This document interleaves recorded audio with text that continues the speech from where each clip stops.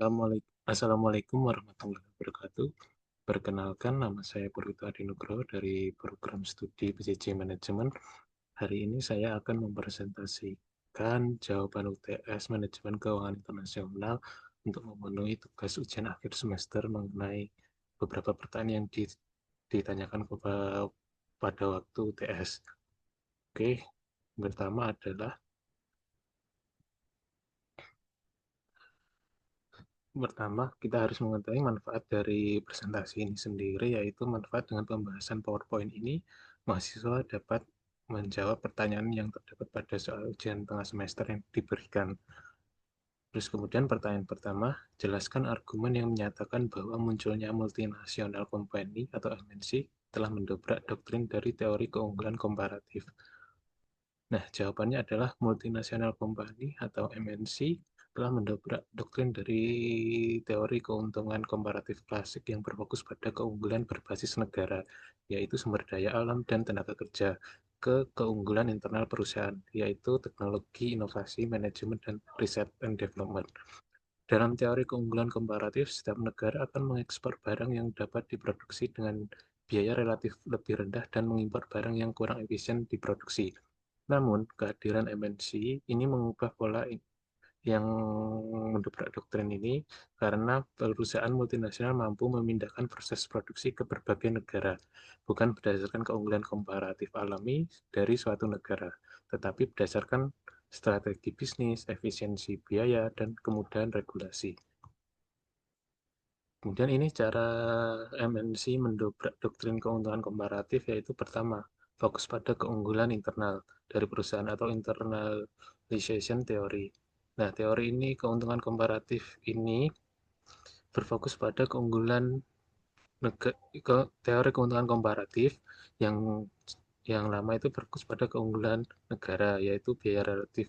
Mana biaya relatif yang lebih murah atau biaya peluang. Tapi pada MNC ini menciptakan keunggulan internal, yaitu meliputi teknologi, merek, research and development, dan keahlian manajemen yang bisa dipindahkan antar negara. Kemudian ini adalah fleksibilitas lokasi.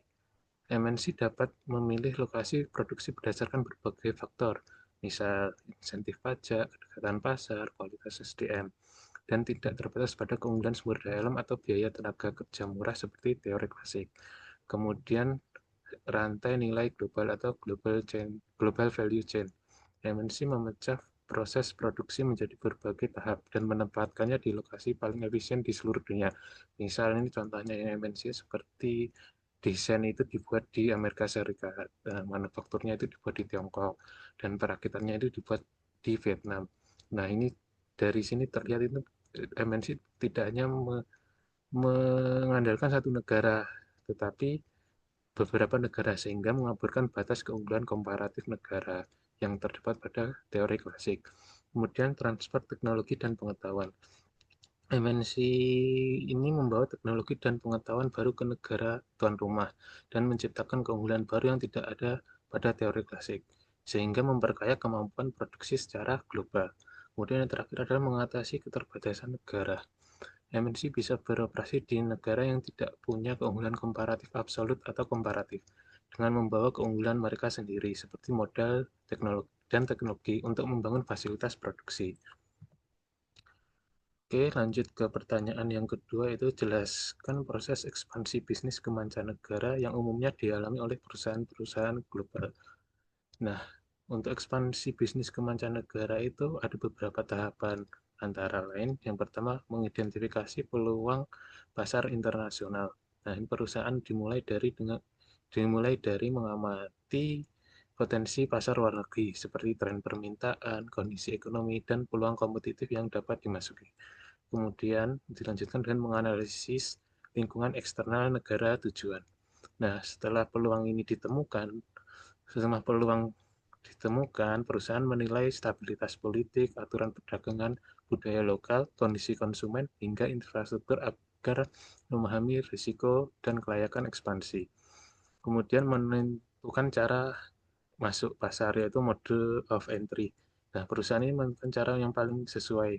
Pilihannya seperti meliputi ekspor, lisensi, franchise, joint venture, aliansi strategis, ataupun pendirian anak perusahaan secara penuh.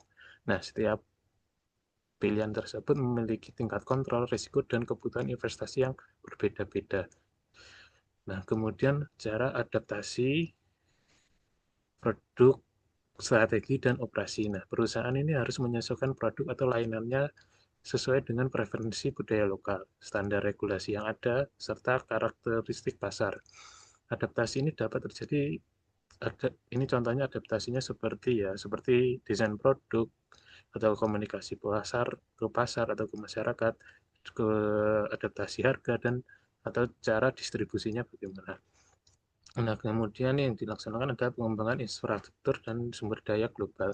Perusahaan membangun sistem logistik, sumber daya manusia, jaringan mitra lokal, serta struktur manajemen yang mendukung operasi lintas negara.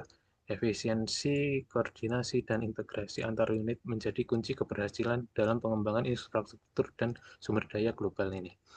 Nah, kemudian yang terakhir adalah integrasi strategi global. Tahap terakhir adalah memastikan bahwa operasi internasional terhubung dengan strategi perusahaan secara keseluruhan. Perusahaan memanfaatkan keunggulan teknologi, modal, serta pengetahuan global untuk menciptakan sinergi antar pasar dan meningkatkan daya saing internasional. Kemudian, menginjak pertanyaan yang berikutnya adalah, pada sistem mata uang mengambang terkendali, dapatkah kurs berfluktuasi tinggi? Jelaskan.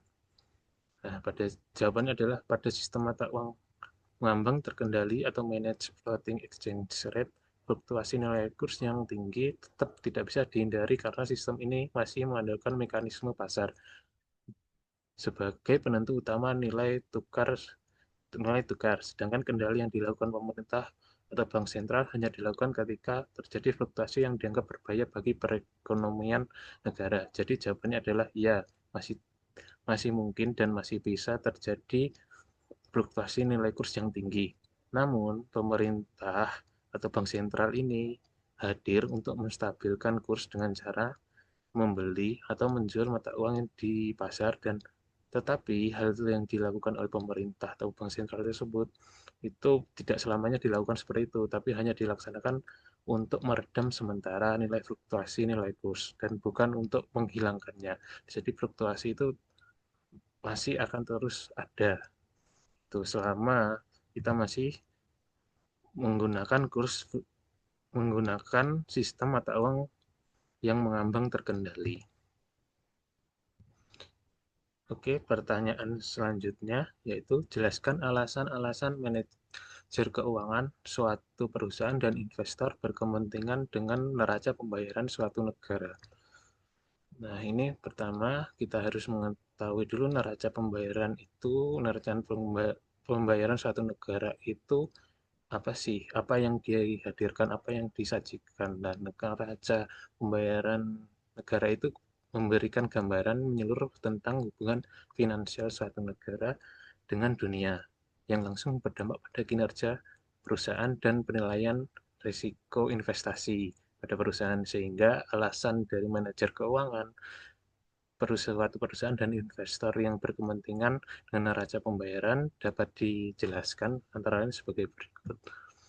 Pertama, alasan investor dulu ya, yang berkepentingan dengan neraca pembayaran suatu negara. Pertama, investor ini perlu untuk mengukur daya tarik investasi di suatu negara, yaitu investor melihat neraca pembayaran sebagai indikator kesehatan ekonomi. Apabila neraca pembayaran surplus, menjadikan investor merasa aman untuk berinvestasi. Hal ini disebabkan karena arus modal masuk ke dalam negara tersebut lebih banyak, sehingga tercipta kestabilan ekonomi dan menciptakan kepercayaan internasional terhadap suatu negara. Kemudian yang kedua adalah memprediksi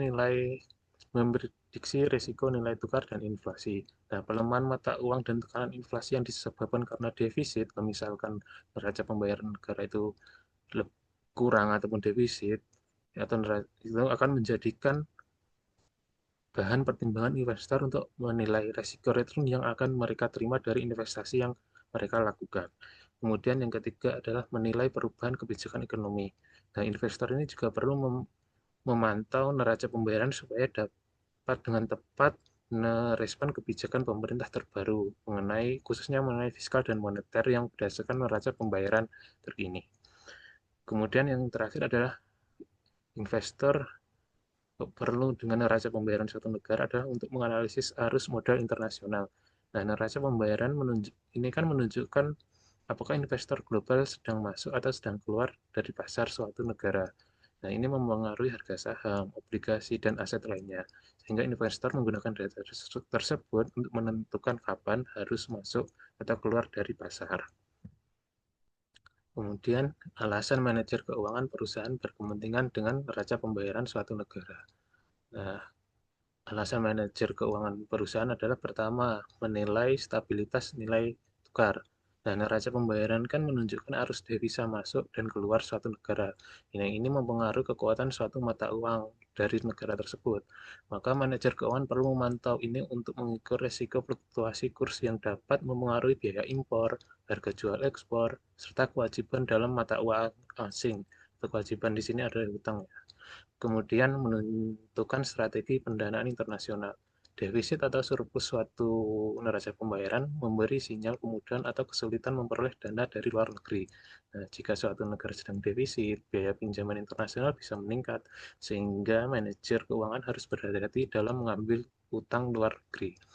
Kemudian yang ketiga adalah mengelola risiko operasi internasional. Perusahaan multinasional memerlukan informasi neraca pembayaran untuk menilai risiko suatu negara yang suatu perusahaan tersebut tempati. Nah, itu termasuknya ke dalam country risk, seperti kemungkinan pembatasan devisa, kontrol modal, serta yang paling buruk adalah potensi krisis keuangan.